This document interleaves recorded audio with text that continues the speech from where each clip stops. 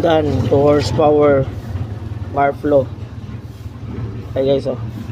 Taba, oh. Taba niyan. Dinagdagan natin ng ano, i-put a more coils. Tapos yung ano, ito yung ano,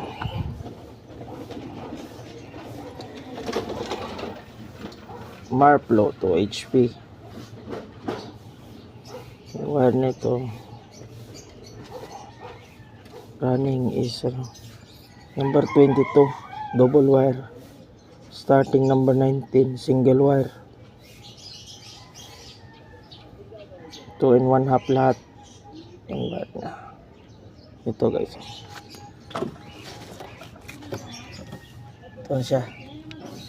At yan, meron pa rin siyang ano,